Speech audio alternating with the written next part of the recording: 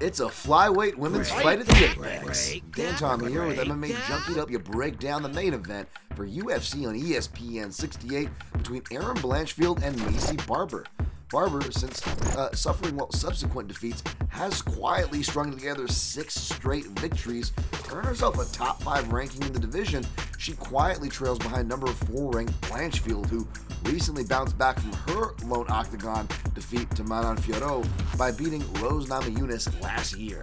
At the time of this video, the odds makers in the public are siding with Blanchfield in the neighborhood of -260, the comeback on your underdog Barber in the neighborhood of +196.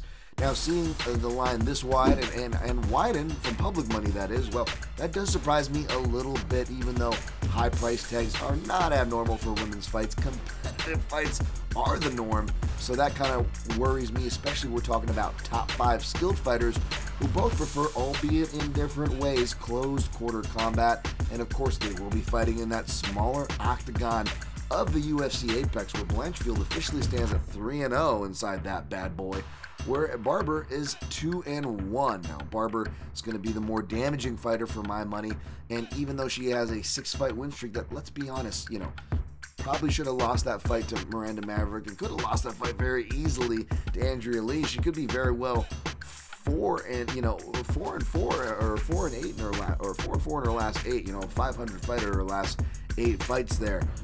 That being said, the flip side of that coin is she is a very judge-friendly style. The optics, the big swinging power, and she's only getting better.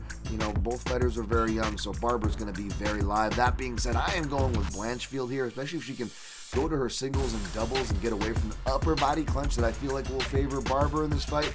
I think Blanchfield can kind of get back to her kind of key form. If not, I do believe she does have enough to dog out a competitive and tight decision. To see how I'm siding with it, as well as more on winning conditions for both sides, check out my in-depth breakdown over at MMAJunkie.com, where you can find results this weekend.